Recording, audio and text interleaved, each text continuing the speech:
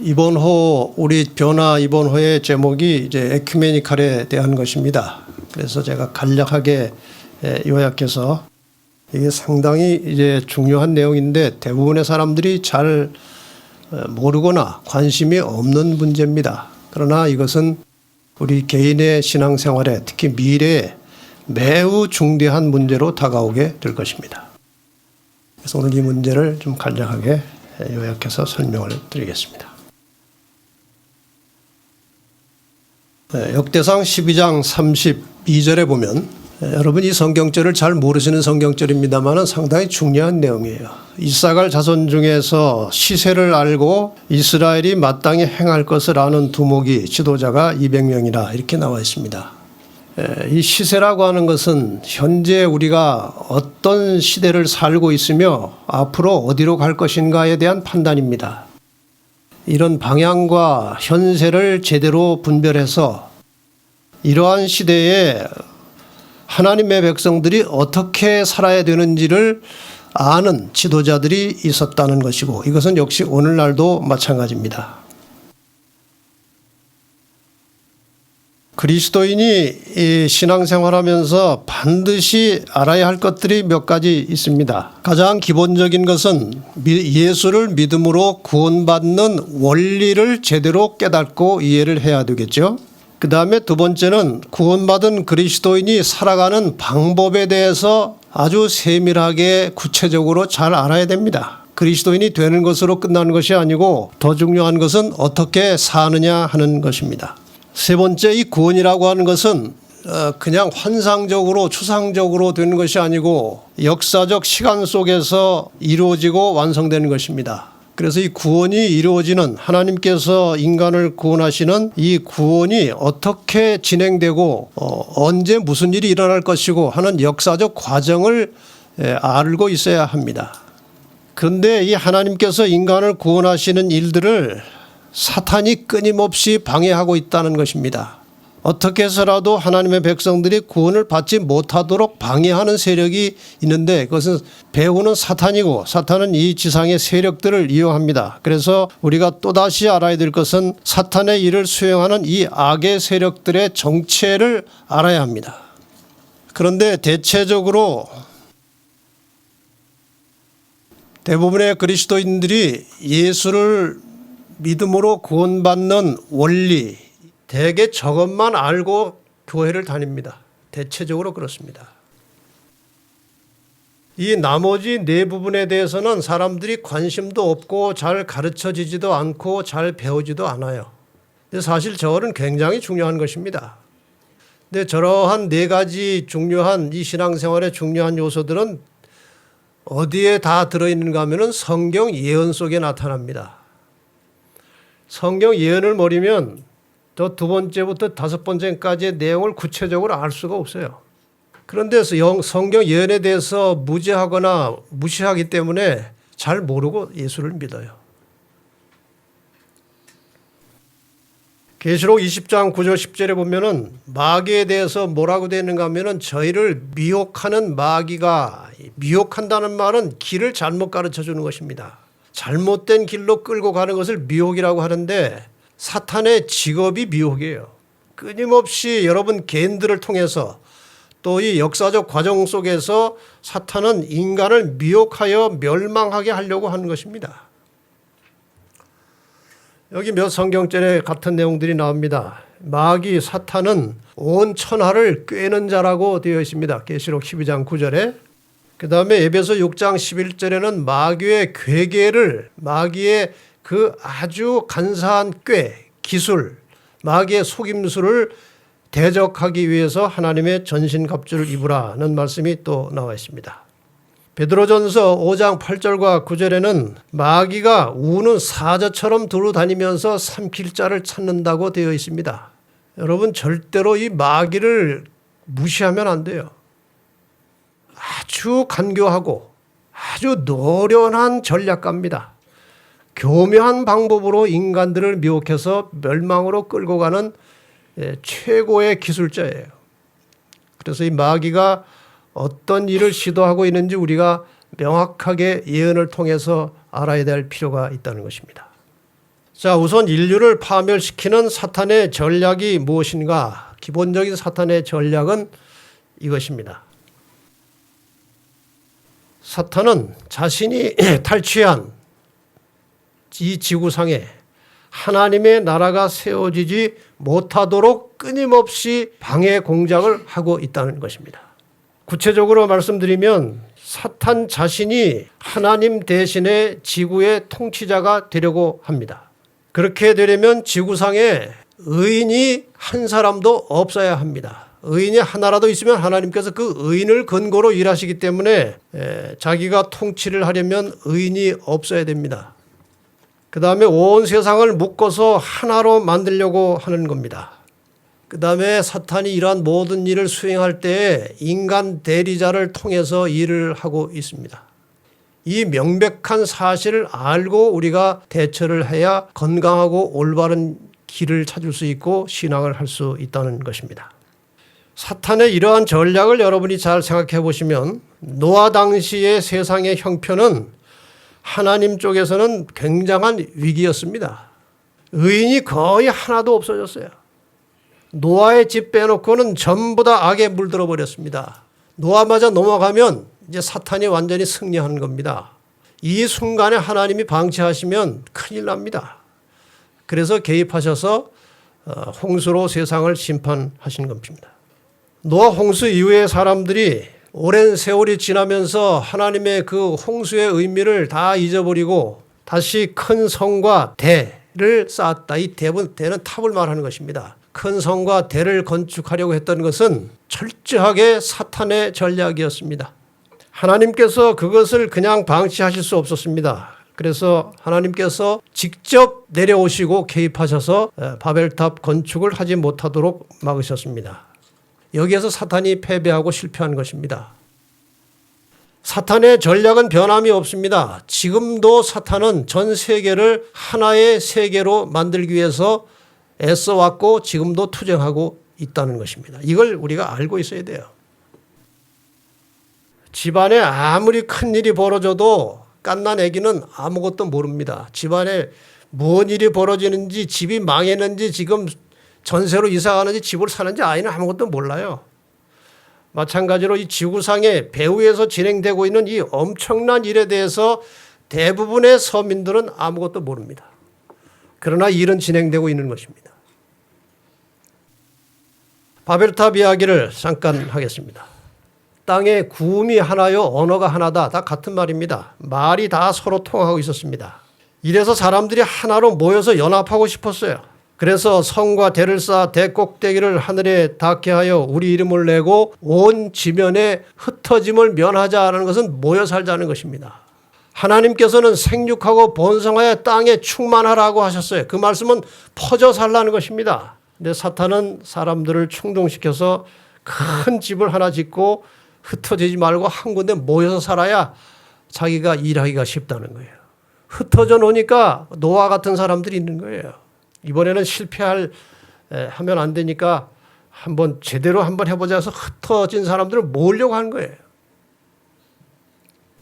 한 족속이요 언어도 하나이기 때문에 그랬습니다. 하나님께서 개입하셔서 그들을 온 지면에 흩으신 고로 성 쌓기는 실패했습니다. 그리고 그들을 다시 온 지면에 흩어 놓으셨어요. 하나님은 흩어지기를 원하십니다. 사탄은 모여놓고 한꺼번에 죄로 물들이려고 전략을 짜고 있는 것입니다. 여기에서 우리는 이 생각을 좀 할 수 있습니다. 이 당시에는 하늘로 향하는 수직 바벨 탑을 쌓으려고 했다가 사탄이 실패했습니다. 요즘에는 어떻게 됐습니까? 수평 바벨 망을 쌓고 있습니다. 네트로 하고 있어요. 예전에는 타워를 세우는데 지금은 네트로 온 세상을 하나로 통치하고 묶고 있는 것입니다.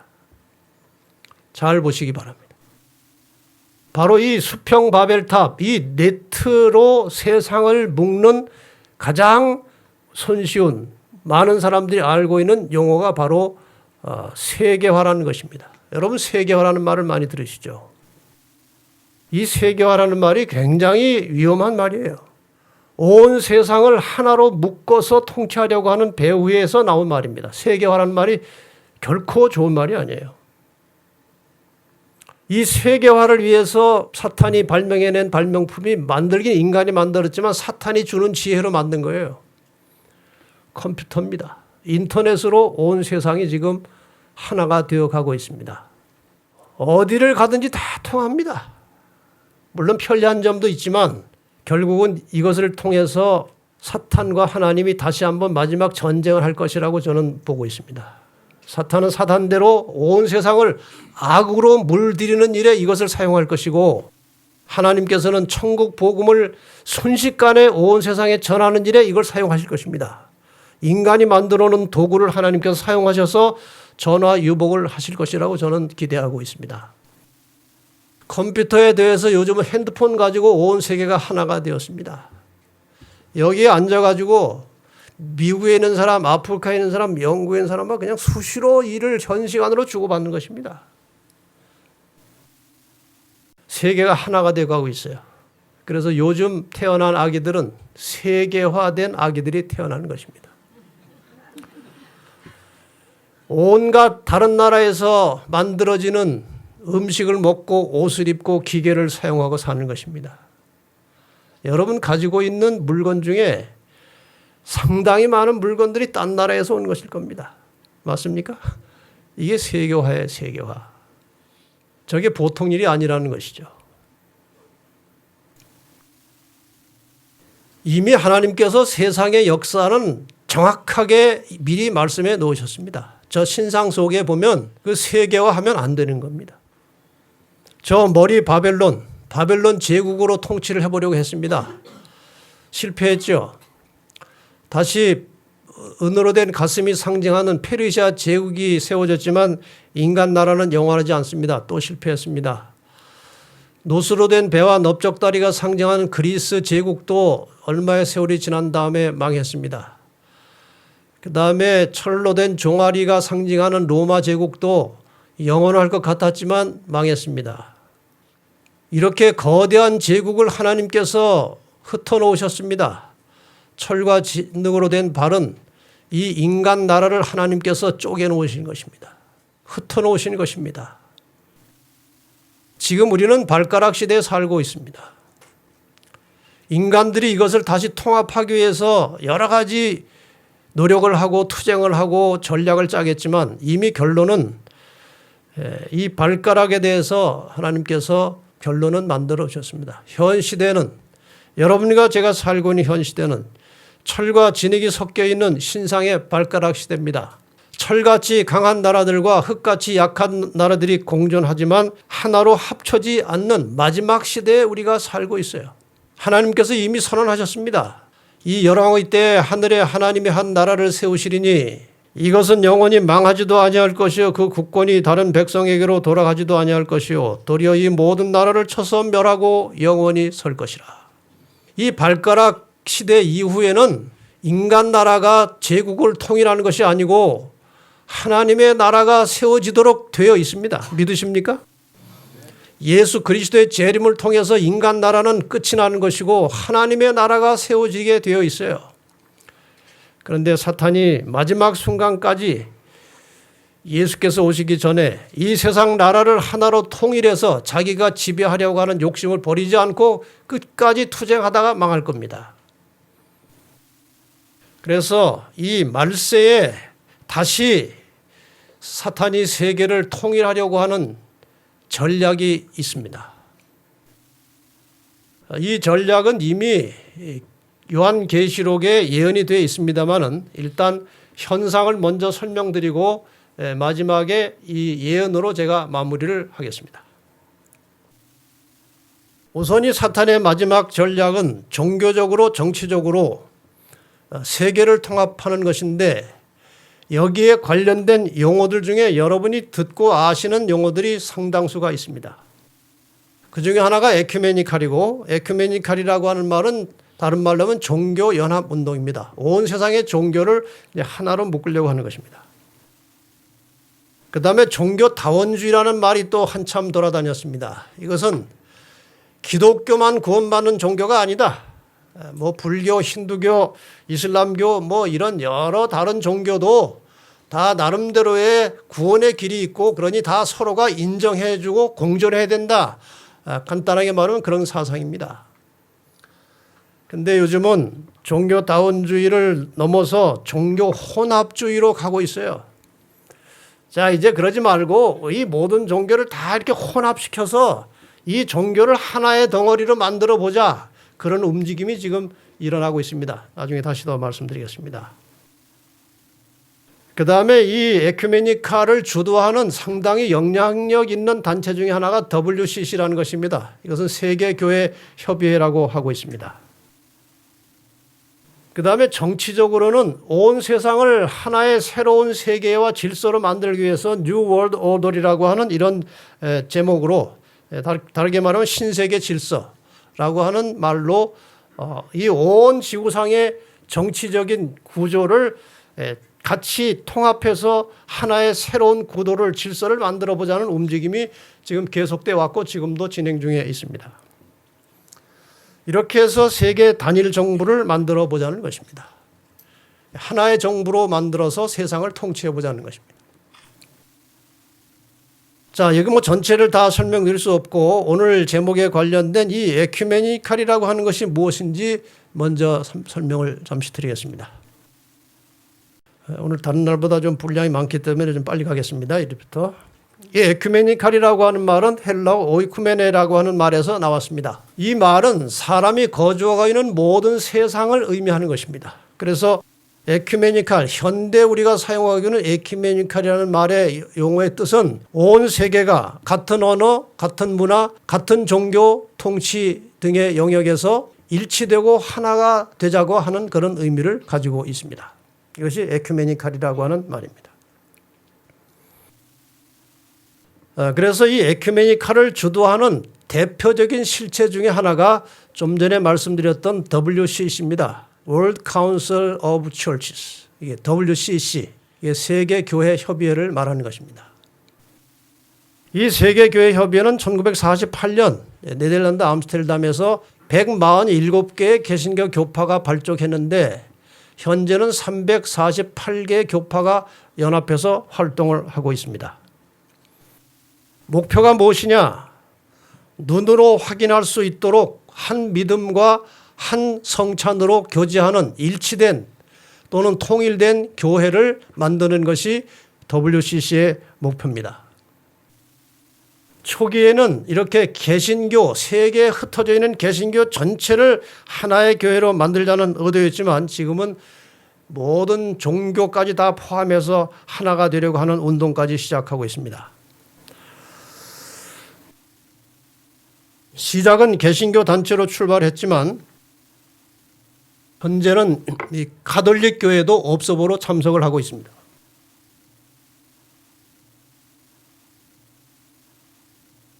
결국은 합쳐질 것인데 이 개신교와 가톨릭이 다 합쳐지면 그 인구가 대략 22억 정도 됩니다.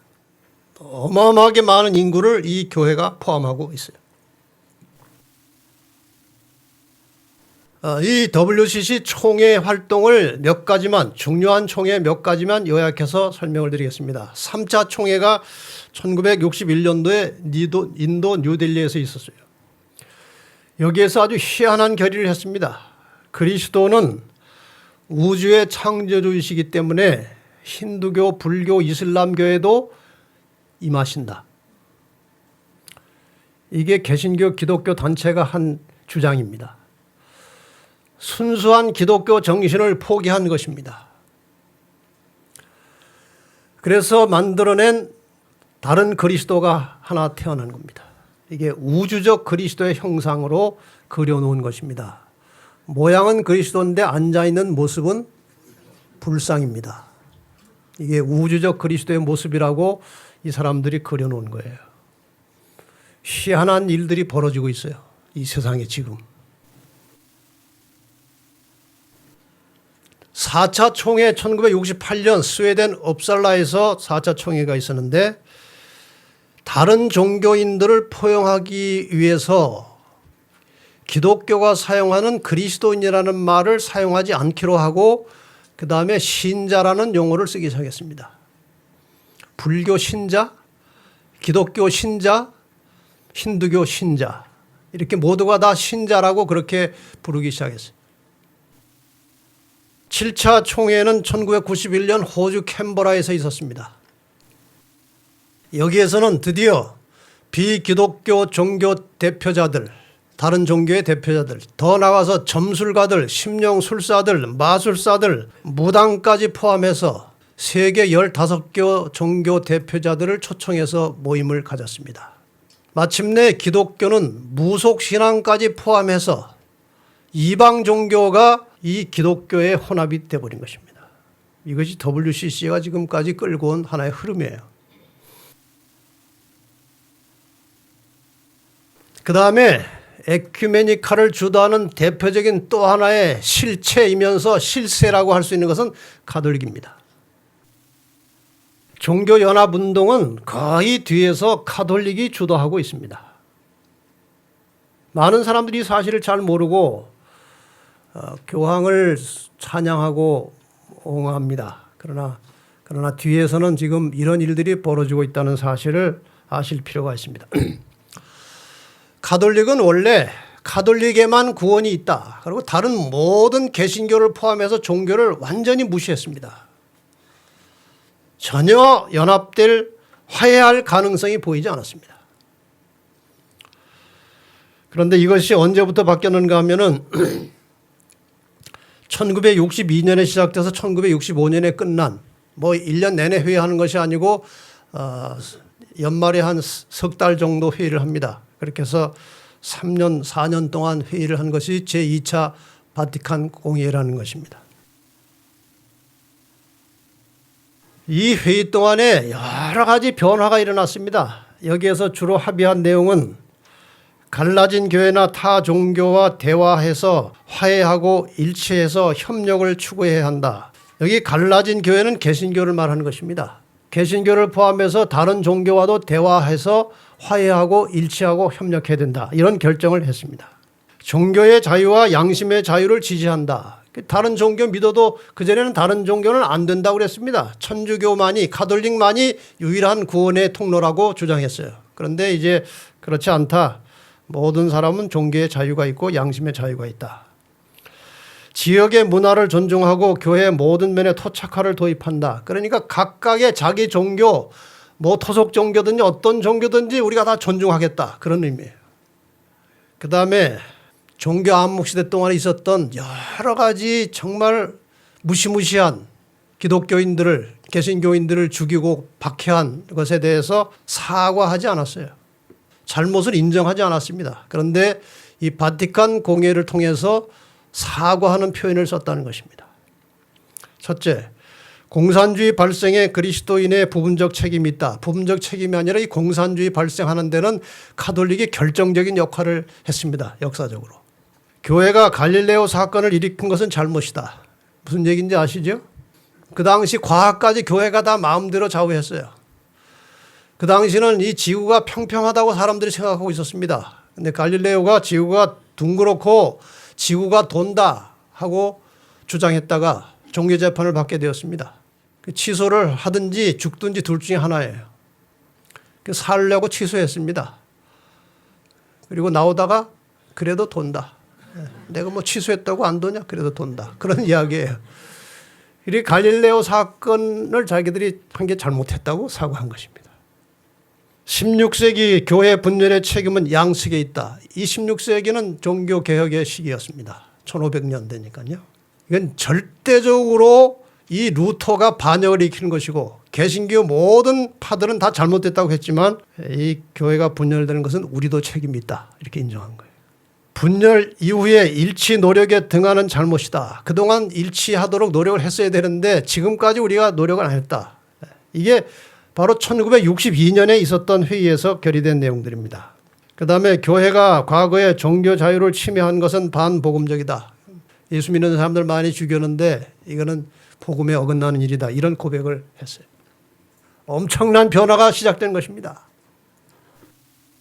그리고 온 세계의 종교를 하나로 모으기 위해서 본격적으로 활동을 하는 것입니다.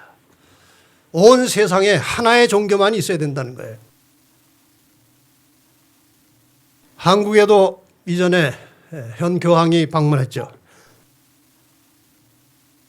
한국에 이 교황이 왔을 때 온갖 종교 종파의 지도자들이 다 모였습니다. 세계 모든 종교의 중심에는 언제나 가톨릭이 서 있어요. 이것이 오늘 우리의 현실입니다. 자, 어떻게 이 가톨릭이 온 세계를 하나로 통합시키는 일에 가장 적임자인가 하는 것입니다. 가톨릭은 두 얼굴을 가지고 있습니다. 아시는 대로 종교의 얼굴을 가지고 있고 교회입니다. 정치의 얼굴을 가지고 있습니다. 바티칸은 국가입니다. 이 지구상에 교회가 국가로 존재하는 것은 가톨릭밖에 없습니다.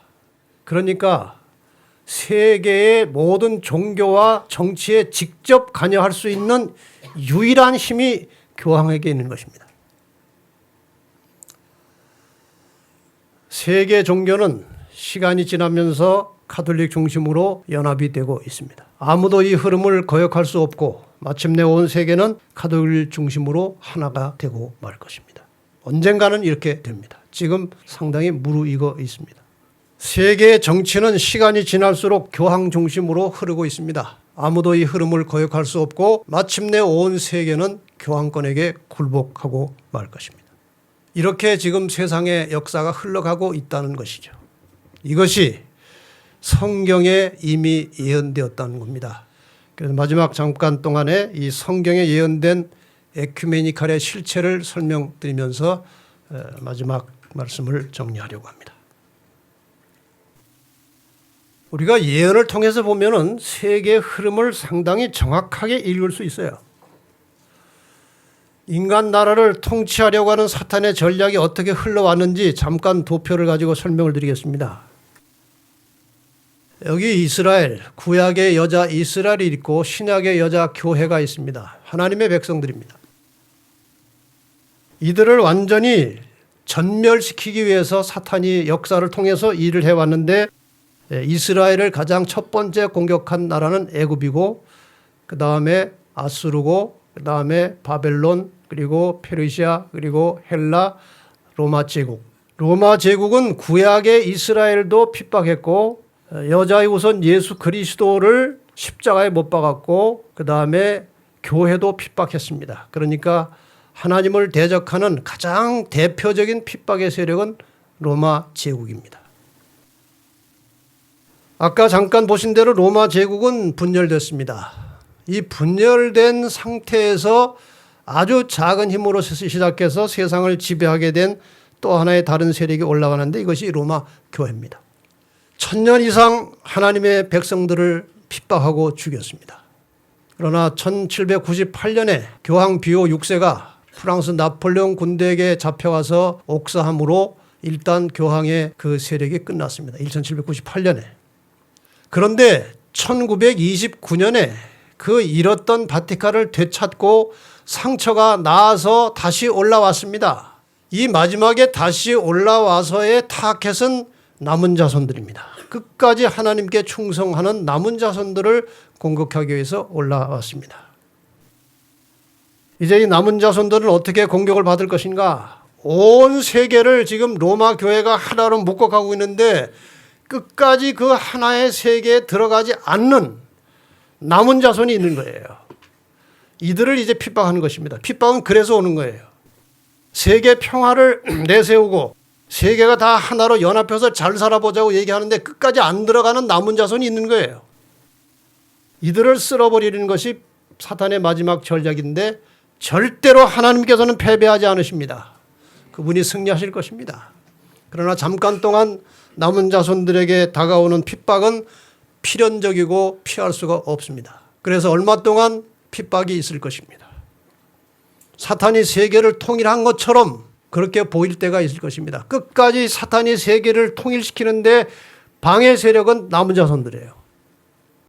그리고 얼마 후에 예수께서 재림하심으로 하나님의 왕국이 세워지는 것이 역사의 마지막이에요. 인간 역사는 이렇게 끝나는 것입니다. 우리는 그냥 예수를 하루하루 믿고 잘 사는 게 문제가 아니라 이렇게 넓은 그림을 가지고 이 세상이 흘러가는 모습을 봐야 하는 것입니다. 이걸 깨닫지 못하면 가다가 다른 길로 갈 수가 있고 핍박에 굴복해서 딴 길로 또 넘어갈 수도 있어요. 자, 이렇게 될 것이 예언되어 있다는 것을 잠깐 설명드리겠습니다. 계시록 13장에 두 마리 짐승이 나옵니다. 짐승은 한 국가나 왕권을 가리키는 것입니다. 예언상. 바다에서 짐승이 나왔는데 아주 이상하고 복잡하게 생긴 짐승이 나왔습니다. 근데 그 이상한 복잡한 짐승에게 용이 자기의 능력과 보좌와 큰 권세를 그에게 주었다고 그랬어요. 이건 사탄입니다. 그가 힘을 얻었습니다. 온 세상을 통치하기 위해서 준비하고 있어요. 같이 도와서 함께 일할 또 다른 한 마리의 짐승이 나왔어요. 이번에는 양같이 생겼는데 두 뿔 달린 짐승이 나왔는데 용처럼 말해요. 결국 이 두 세력이 힘을 모아서 온 세상을 하나의 종교로, 하나의 국가로, 하나의 정부로 추진해 나간다는 것이 성경상의 예언입니다. 지금 여기 나온 것을 일일이 다 설명드릴 수는 없고요. 관련된 에큐메니칼과 관련된 부분만 잠깐 설명드리겠습니다. 이 먼저 나온 짐승이 죽게 된 상처가 나왔습니다. 나으니까 온 땅 이상히 여겨 짐승을 따랐습니다. 용에게 경배하며 짐승에게 경배하여 가로되 누가 이 짐승과 같으뇨 누가 능히 이로 더불어 싸우려 하더라. 온 세상 사람들이 그 힘에 굴복할 수밖에 없는 상황이 온 것입니다. 어떻게 해서 죽게 된 상처가 나왔습니까? 저 로마 도시 안에 있는 바티칸이라는 조그만 동네, 저게 지금 나라입니다. 이것이 1798년에 빼앗겼고 망했습니다. 이 나라는 이 당시 끝났습니다. 세계 역사가들은 다 로마 교황의 시대는 끝났다고 선언했어요. 근데 성경은 죽게 된 상처가 다시 나을 것이라고 예언하였습니다. 이 짐승이 몰락한 후에 130년의 세월이 흘렀습니다. 1929년에 라테란 조약이라고 하는 조약을 통해서 다시 살아났습니다. 바티칸시를 로마 안의 주권 국가로 인정하는 라테란 조약의 양측의 대표자가 서명하고 있는 장면입니다. 역사적 사건입니다. 이렇게 해서 다시 잃었던 바티칸시를 찾고 주권을 되찾으면서 나라로 출발한 것이 1929년입니다. 아까 성경절 보셨죠? 상처가 나음에 온 땅이 이상히 여겨 짐승을 따르더라. 지금 현실을 보세요. 그 죽게 된 상처가 나음에 교황권이 회복된 이후에 온 세상이 그를 추앙하고 따르고 있습니다. 이 지구상에 어떤 지도자가 나타나도 저렇게 열광하지 않습니다. 놀라운 일들이 지금 벌어지고 있어요. 자, 도대체 저 사람들이요. 무엇을 바라고 무엇 때문에 저 교황에게 열광하고 있습니까? 이유가 무엇일까요? 사탄이 그에게 능력과 보좌와 권세를 주었다고 했습니다. 그가 하는 일을 사람들은 도무지 모릅니다. 예언을 통하지 않고는 알 수가 없는 것입니다. 2015년 9월에 교황이 쿠바를 방문해서 오랜 세월 동안 불화한 상태에 있던 쿠바와 미국을 화해시키는 역사적인 일을 했습니다. 교황이 가서 양쪽을 화해시켰어요. 평화의 사도지요. 겉으로 나타나는 것을 보면 그렇습니다. 이 일을 하고 난 직후에 2015년 9월 26일자 타임 잡지에 의미심장한 제목이 하나 떴습니다. The New Roman Empire. 새로운 로마 제국이 출현했다는 것입니다. 로마 제국이 다시 태어난 거예요.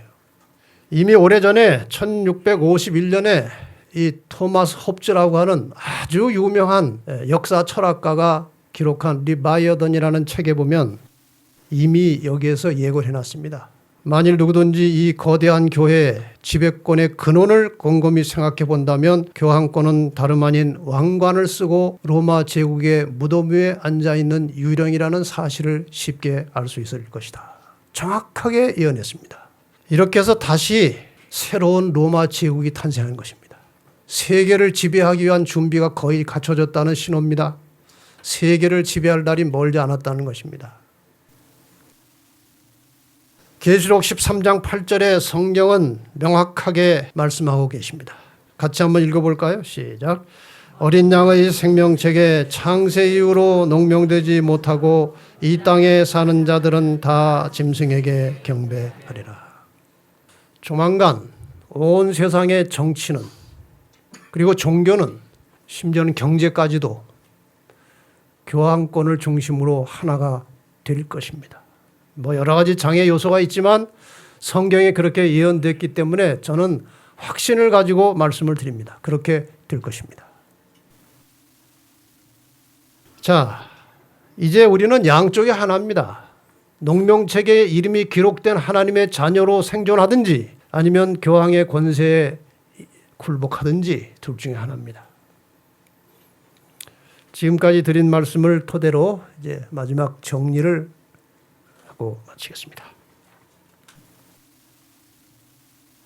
첫째, 하나님의 나라가 임하기 전에 사탄이 자신의 왕국을 세우려고 할 것입니다. 두 번째, 지금 전 세계는 이 사탄의 목적을 이루기 위해서 종교 통합과 정치 통합이 이루어지는 과정에 있습니다. 세 번째, 이 두 가지 통합을 주도하는 중심 세력은 바티칸 가톨릭의 교황권입니다. 네 번째, 정치와 종교가 결합되면 종교적인 강요가 반드시 나타납니다. 우리는 중세 종교 암흑 시대를 기억할 수 있습니다. 많은 기록들이 나와 있으니까요. 로마 교회가 출발해가지고 나중에 로마 제국과 결탁이 되고 로마 교회가 정치력을 갖게 되었어요. 교회가 어떤 교리를 만들어서 전합니다. 안 받으면 정치적 힘이 있기 때문에 핍박을 하는 거예요. 종교와 정치가 결합되면 반드시 종교적인 강요가 오게 돼 있어요. 이 강요를 따르지 않으면 핍박을 하는 것입니다. 힘이 있으니까요. 성경 예언에 의하면 장차 이 가톨릭 교황이 숭배의 대상이 된다고 말했습니다. 모두가 다 짐승에게 경배하겠다고 했습니다. 하나님 대신에 짐승에게 경배하겠다는 것입니다. 이 말세. 짐승에게 경배하지 않는 자들, 다시 말해서 생명책에 농명된 자들에게는 반드시 핍박이 올 수밖에 없습니다. 일곱 번째, 생명의 위협까지도 각오해야 하는 그 핍박에 의해서 알곡과 가라지가 갈라지는 것입니다. 그래서 아무도 핑계할 수 없도록 하는 겁니다. 자기 끝까지 예수 잘 믿었는데 구원 못 받았어요. 하나님 억울합니다. 내가 얼마나 예수를 잘 믿었는데 왜 나 구원 안 하십니까? 그거 못합니다. 왜냐하면 이 마지막 핍박에 의해서 알곡과 가라지가 나누어지는 거예요. 짐승에게 경배하면 그건 가라지로 떨어지는 것이고, 목숨을 걸고 하나님께 충성된 자들이 알곡으로 남게 되는 겁니다. 그들을 데리러 예수님이 오시는 거예요. 알곡이 만들어지면 그 알곡을 데리러 예수께서 재림하시는 거예요. 역사가 그렇게 이루어진 것입니다. 여덟 번째, 잠시 핍박을 피하고 목숨을 얻고자 하는 자들은 목숨을 잃을 것이다. 핍박을 모면하고 잠시 좀 이렇게 잘 살아보고자 하는 자들은 마침내 목숨을 잃을 것이다. 목숨을 걸고 하나님께 충성하는 자들은 영원한 생명을 얻게 될 것입니다. 그리고 인내심을 가지고 하나님의 계명과 예수 믿음을 지키는 자들이 최후의 승리를 하게 되는 것입니다.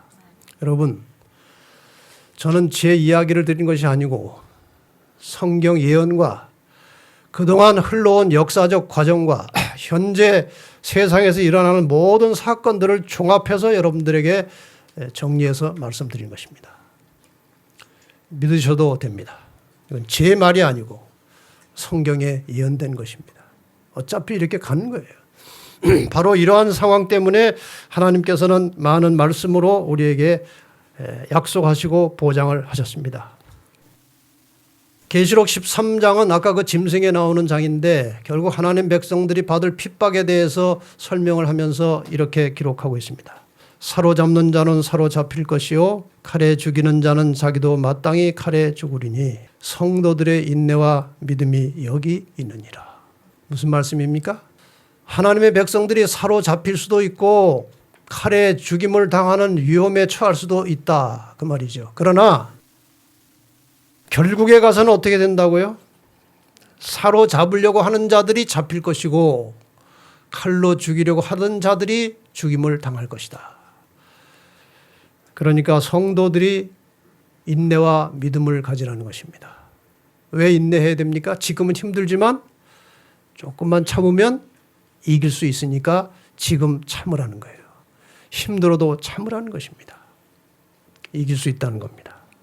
그 다음에 나오는 계시록 14장은 또 역시 하나님의 백성들의 모습을 그려놓고 있는 것입니다. 성도들의 인내가 여기 있나니 저희는 하나님의 계명과 예수 믿음을 지키는 자니라. 여러분, 하나님의 계명이 패했다고 가르치는 것은 결국 사탄에 굴복하는 지름길이 되는 것입니다. 계명은 하나님의 존재와 일치된 것이기 때문에 하나님이 살아계시는 한 계명은 절대로 폐지될 수 없는 것입니다. 사탄은 이것을 지금 폐지시키려고 하고 있고 폐지시켰다고 사람들이 믿게 만들어 놓았습니다. 여러분, 끝까지 예수에 대한 확고한 믿음을 가지고 하나님의 말씀에 순종하는 성도들이 되시기를 바랍니다. 시편 37편에도 이렇게 기록하고 있습니다. 악인이 의인 치기를 꾀하고 향하여 그 일을 가는도다. 주께서 저를 비웃으시리니. 악인들이 하나님 백성들 핍박하는 거 보고 웃으신다고 그랬어요. 가소롭다고 웃는 거예요. 너희가 그래봐야 아무 소용이 없다는 것입니다. 그 날의 이름을 보심이로다. 결국 그들이 어떻게 될 것을 하나님이 다 아시는 거예요.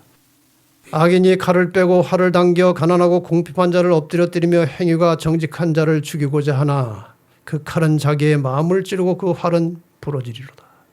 여러분, 하나님께서 그 성도들을 가려내시기 위해서 핍박을 허락하실 것입니다.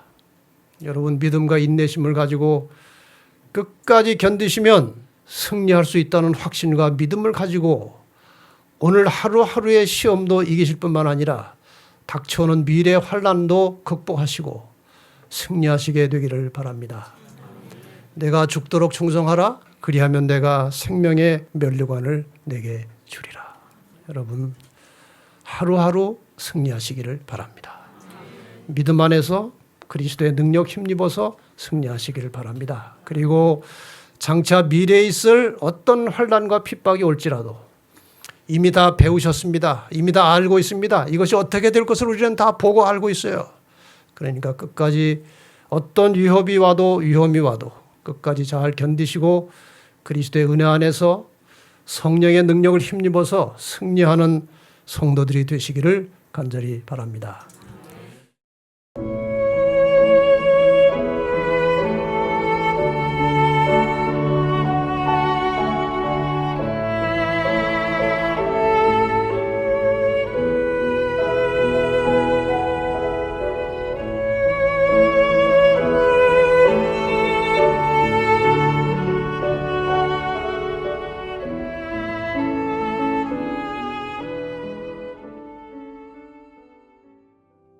채널7은 진실하고 정직한 마음으로 성경의 진리를 찾고 있는 소수의 기독교인들을 위한 유튜브 방송입니다.